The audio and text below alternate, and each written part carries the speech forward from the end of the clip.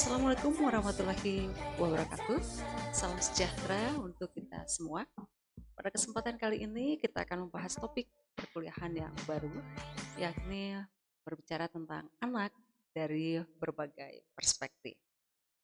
Yang pertama, kita akan melihat dari perspektif antropologi, mana antropologi merupakan salah satu cabang ilmu yang mempelajari tentang kebudayaan.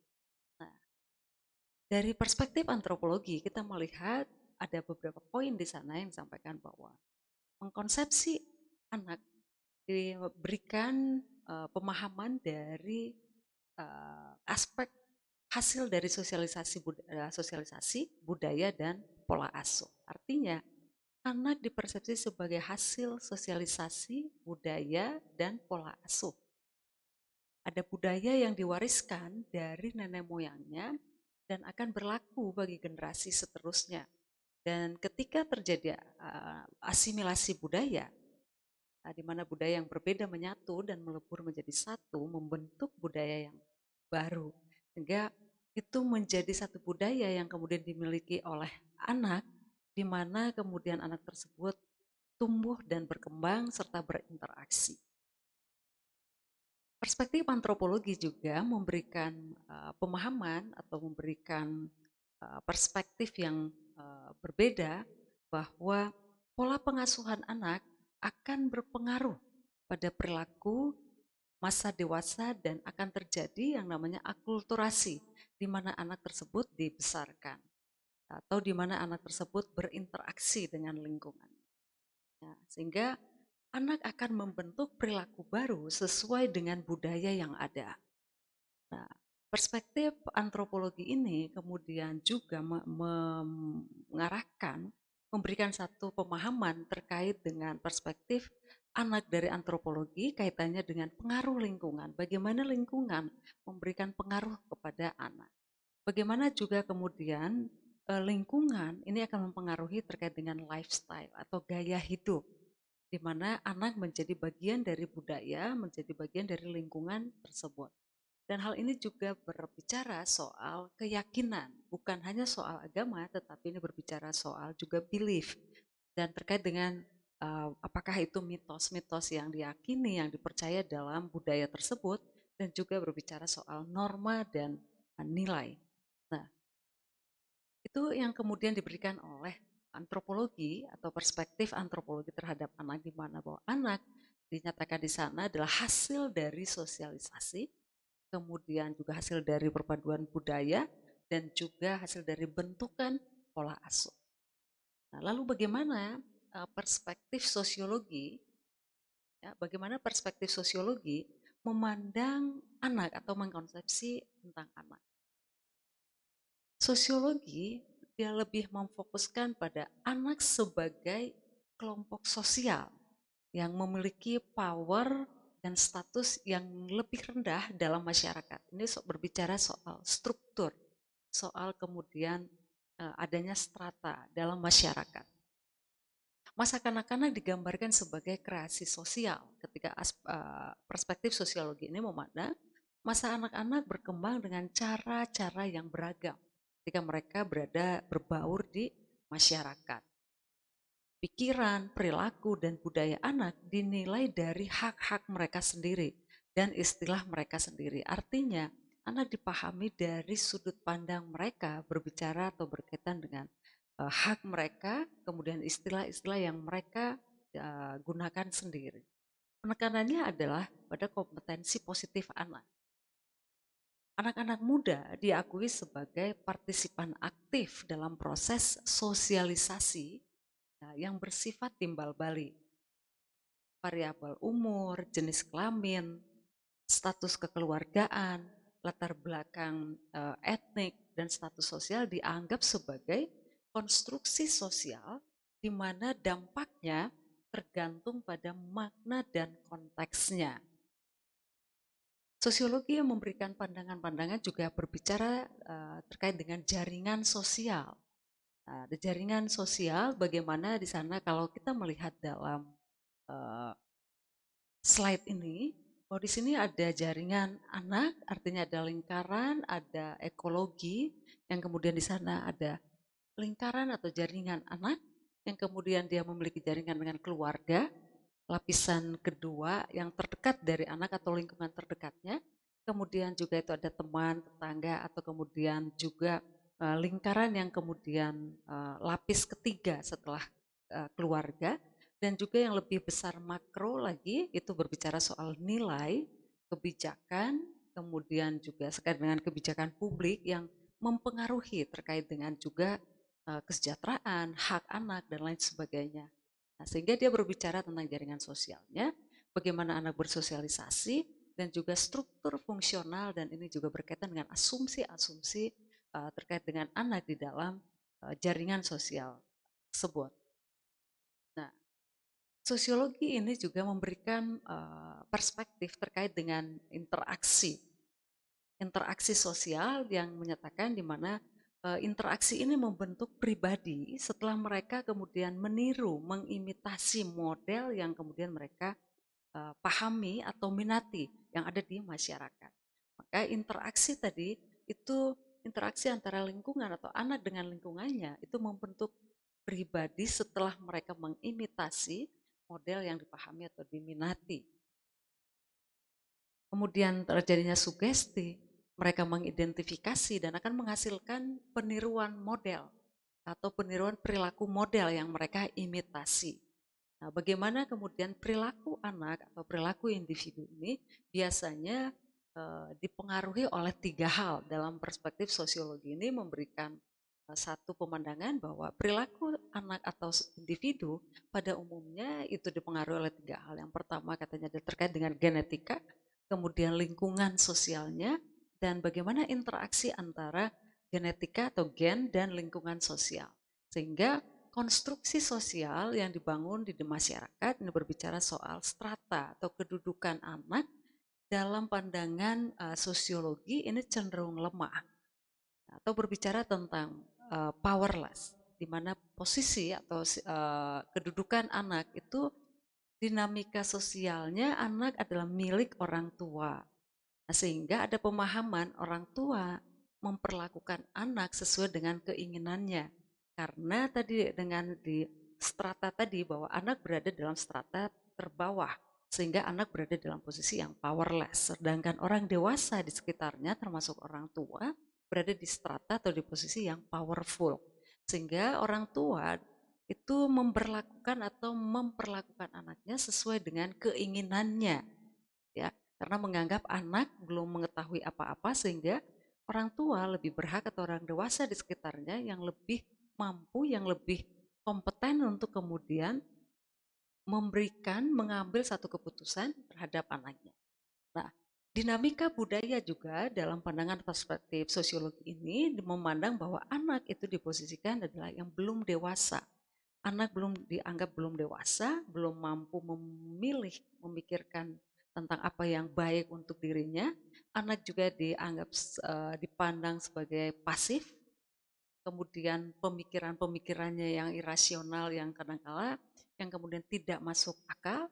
Nah, enggak, anak juga dipandang dari dinamika budaya bahwa anak boleh bekerja untuk membantu orang tua.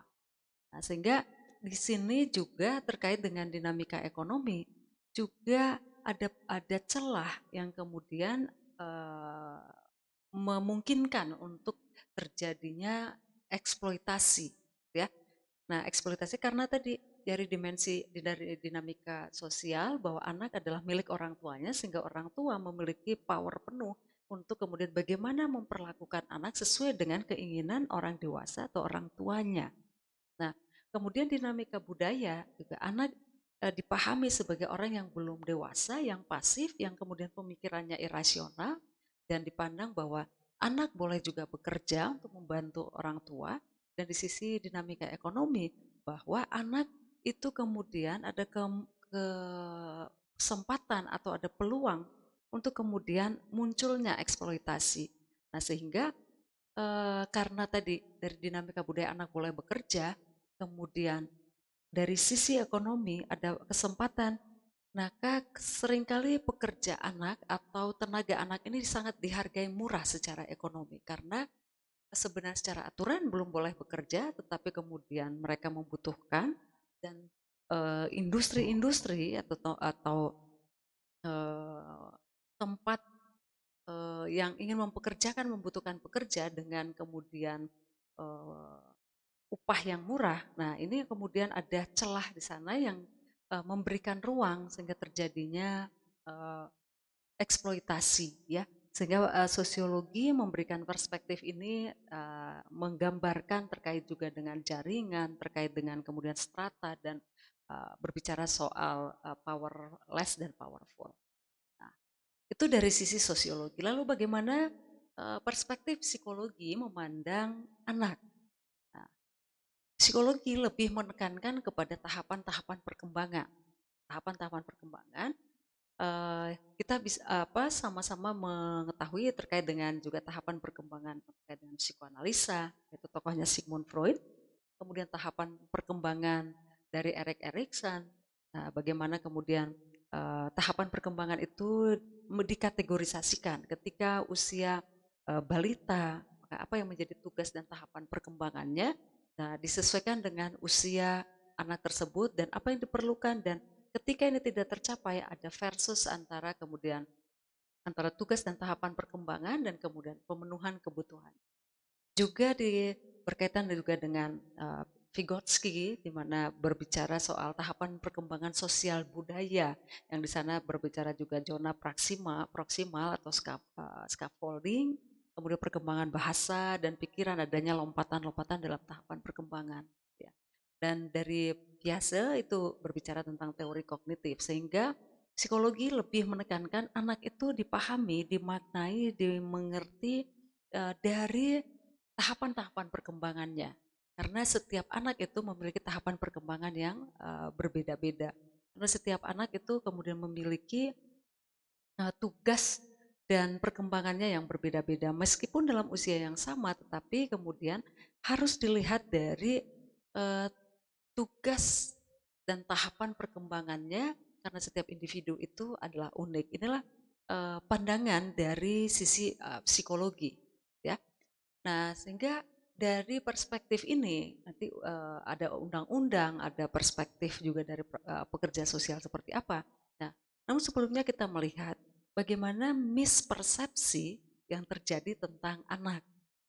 Ada beberapa mispersepsi tentang anak. Yang pertama dari kesimpulan yang kemudian kita lihat dari perspektif tadi, bahwa anak dianggap masih pasif atau lemah, sehingga orang dewasa yang kemudian yang lebih memiliki kendali atas anak, karena adanya mispersepsi tadi, anak dianggap sebagai pasif dan lemah. Mispersepsi yang kedua adalah bahwa anak dianggap sebagai miniatur orang dewasa.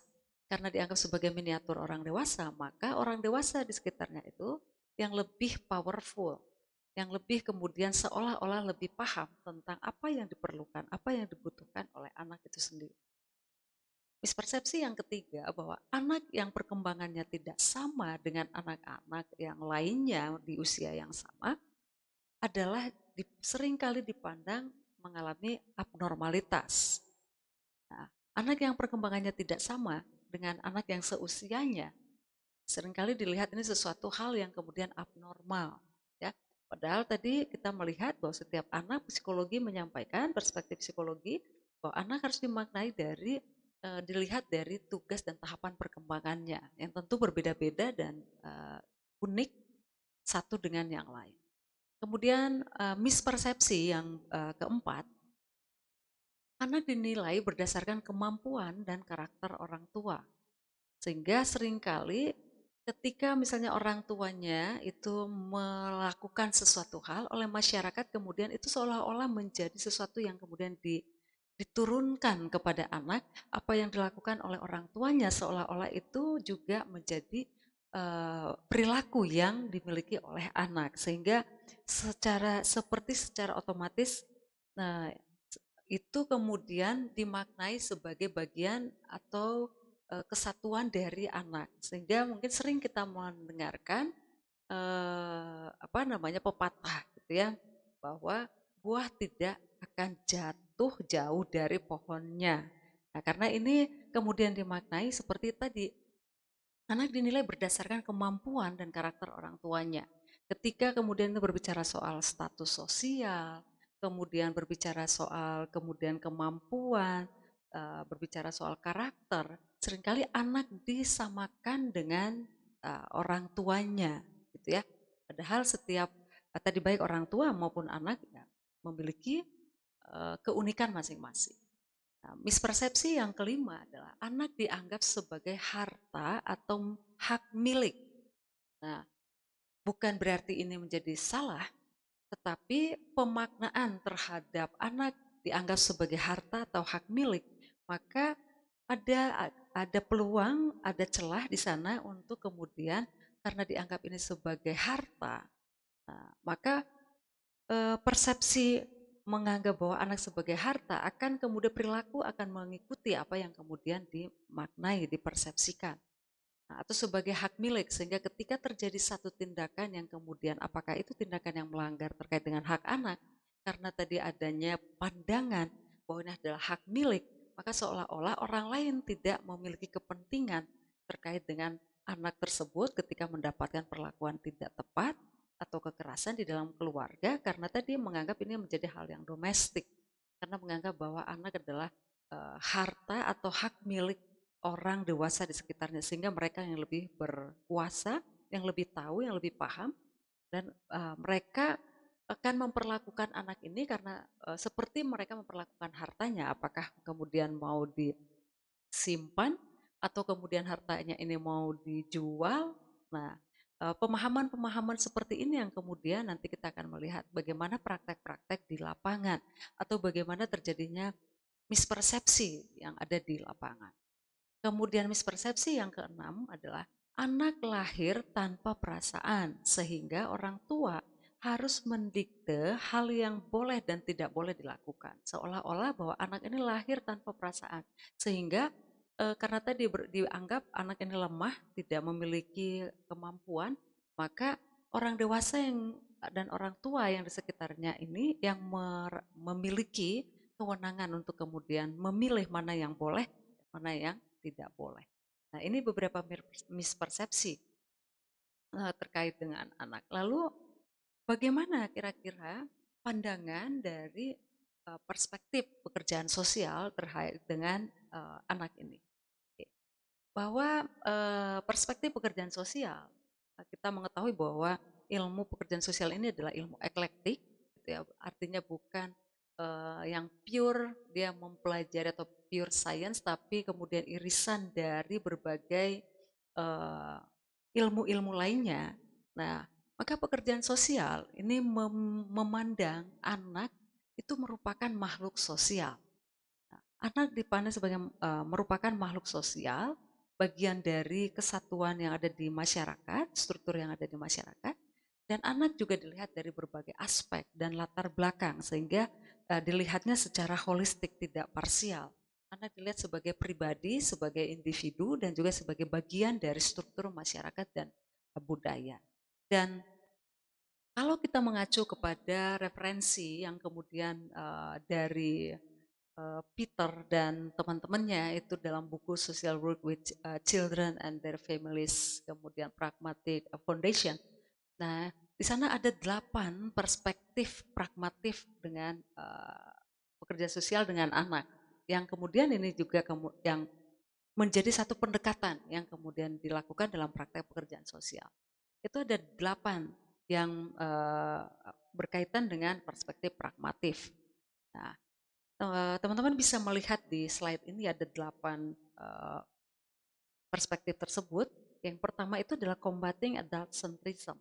Ini artinya adalah melawan dominasi orang dewasa. Kalau tadi kita melihat bagaimana sumbangsi perspektif-perspektif dari antropologi, sosiologi, psikologi, ya, dan undang-undang.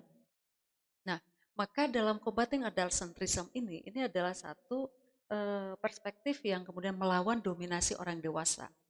Nah, karena apa? Karena kita mengaitkan dengan prinsip bekerja dengan anak.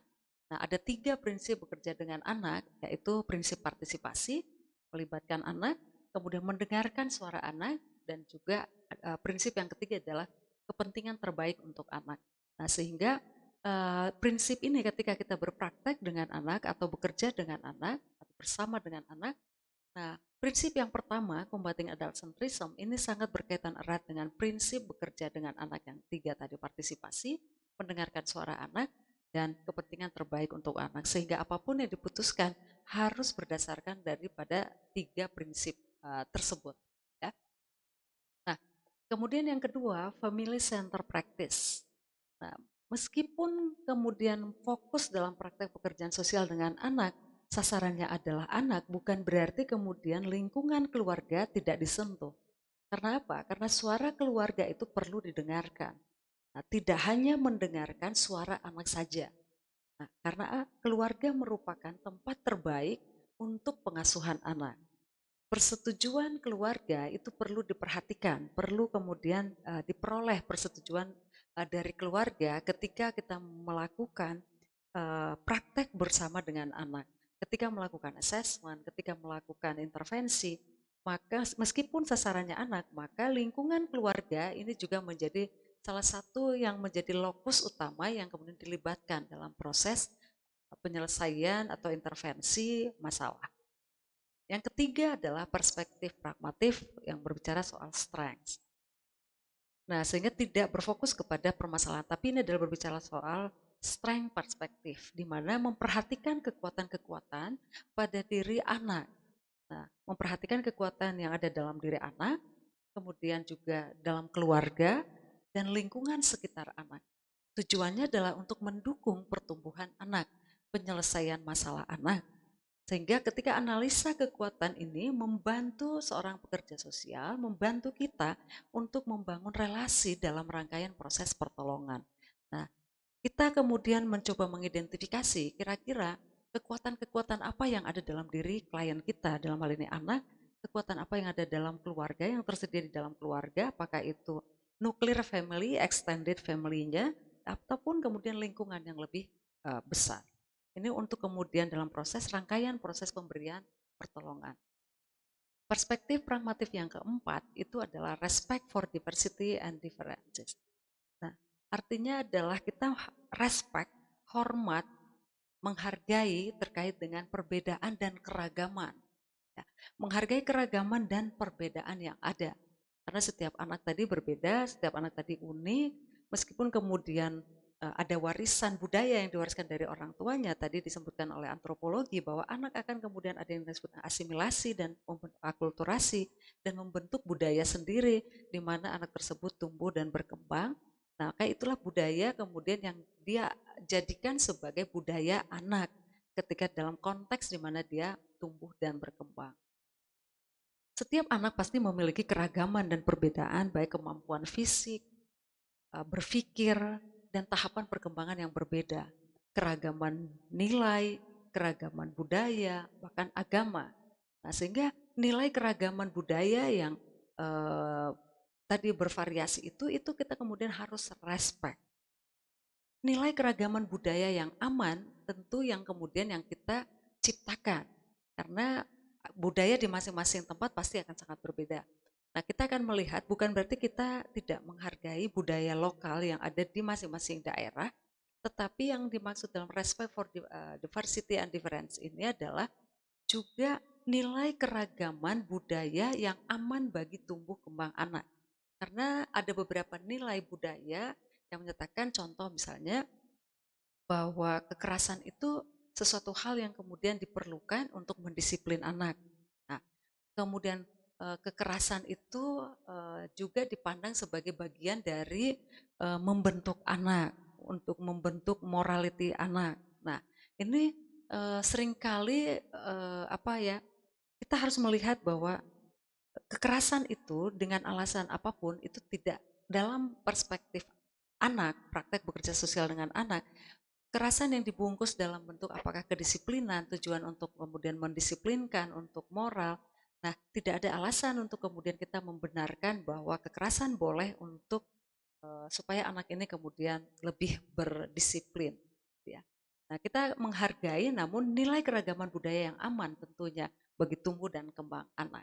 Itu berbicara soal perspektif pragmatif yang keempat. Lalu yang kelima ini adalah restriktif alternatif atau LRA ya, kalau sering disingkatnya atau dikenalnya. Nah, ini adalah perspektif yang meminimalkan resiko-resiko dan dari tindakan yang kita lakukan. Contohnya, ketika misalnya kita wawancara pada korban trauma pemerkosaan, misalnya ya, anak yang kemudian mendapat perlakuan pelecehan seksual. Nah, LRA ini menuntut kita untuk meminimalkan resiko dalam mengajukan pertanyaan yang sensitif dan tidak berpihak kepada anak. Nah, contoh lainnya, ketika kita misalnya merencanakan terkait dengan kebutuhan pengasuhan alternatif pada anak, maka LRA ini menuntun kita untuk mengusahakan meminimalkan resiko pengasuhan alternatif. Karena apa? Tidak langsung kemudian merekomendasikan anak langsung ke panti, tetapi ini harus mengikuti continuum of care, di mana kemudian anak merupakan tempat terbaik bagi tumbuh kembang anak. Jika kemudian keluarga tidak mampu, ada keluarga besarnya extended family. Ketika ini kemudian tidak mampu, ada berbasis masyarakat dan lain sebagainya, maka panti merupakan alternatif terakhir. Sehingga dalam proses kemudian berpraktek dengan anak, nah ketika kita memberikan rekomendasi untuk pengasuhan alternatif, maka LRA ini menuntut kita untuk meminimalkan risiko pengasuhan alternatif seperti tidak langsung merekomendasikan ke panti. Itu yang kelima.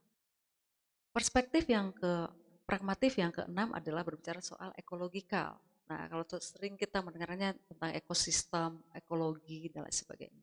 Nah, kita bekerja dengan sistem ekologi atau pendekatan sistem, sehingga masalah dan potensi anak itu dipengaruhi oleh sistem ekologikal dan yang tidak bisa terpisahkan antara individu dengan lingkungannya dan lingkungan dengan individu, di mana terjadi simbiosis mutualisme.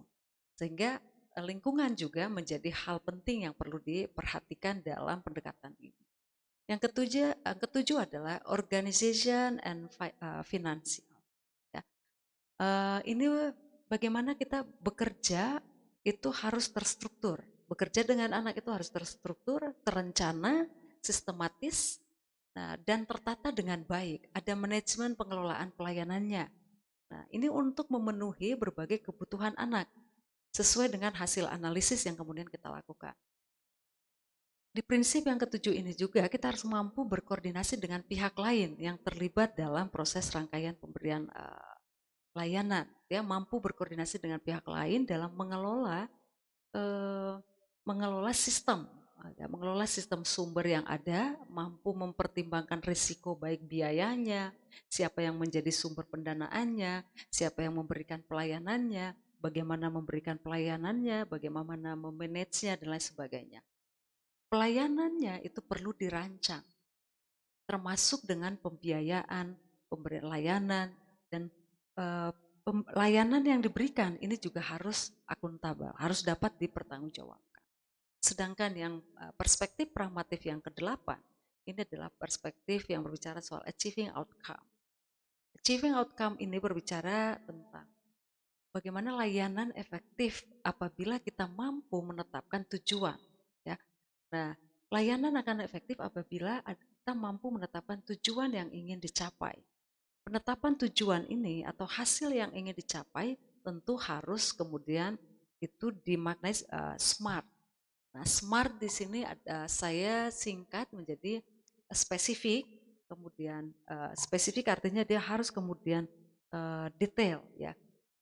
S-nya itu adalah SMART, yang kedua adalah measurable atau terukur, kemudian achievable dapat dicapai, jangan sampai kemudian ada program, ada rencana yang mungkin terlalu tinggi dan itu tidak terjangkau. Nah, ini harus achievable. Kemudian R-nya adalah responsibility, harus bisa dipertanggungjawabkan baik dari segi keuangannya, baik dari metodologi atau teknik dalam memberikan pelayanannya, kemudian juga SDM yang dimiliki. Nah, semuanya harus dapat dipertanggungjawabkan dan T-nya adalah time limit atau boundaries, harus ada batas waktu sampai berapa lama tujuan tersebut akan dicapai. atau berapa lama layanan ini akan diberikan. Maka harus ada time limit atau batas waktu. Nah, penentuan tujuan tersebut yang akan menentukan durasi waktu layanan nantinya. Ketika kita menentukan 6 bulan, apakah 1 tahun, atau kemudian hanya atau 2 tahun, atau kemudian hanya kemudian 3 bulan. Nah, ini tergantung dari penentuan tujuan kita yang tadi diukur dari SMART tadi. Inilah pandangan dari perspektif pekerjaan sosial dan juga pragmatik dalam pekerjaan sosial dengan anak, yang kemudian referensinya dari Social Work with Children and Their Families Pragmatic Foundation. Nah, ini yang menjadi acuan kita, sehingga bagaimana kemudian mengaplikasikan ini, menerapkan ini, dan memahami ini. Teman-teman silakan kemudian memahami ini dan mencoba menerapkan, mengaplikasikannya dengan mendiskusikan ini dengan teman-teman dan dalam kelompok, dan ini menjadi kemudian bahan diskusi yang ditelaah dan dianalisis menjadi tugas individu teman-teman untuk melakukan analisis dan mencoba bagaimana 8 poin perspektif pragmatif ini diaplikasikan dalam proses pelayanan praktek pekerjaan sosial dengan anak. Nah, silakan mendiskusikannya dan menyusun, menuliskan ini menjadi tugas individu, tetapi dalam diskusi, diawali dalam diskusi kelompok, mulai dari tahap intake, assessment, plan of intervention-nya, intervention, evaluation, sampai terminasi. Saya kira inilah materi yang kemudian yang bisa yang kita bahas pada hari ini, dan di minggu depan ini menjadi tugas dari teman-teman untuk memaparkan bagaimana hasil diskusi terkait dengan aplikasi 8 perspektif ini dalam proses pemberian layanan praktek pekerjaan sosial dengan anak. Terima kasih atas perhatian dan atensi dari teman-teman semua. Assalamualaikum warahmatullahi wabarakatuh.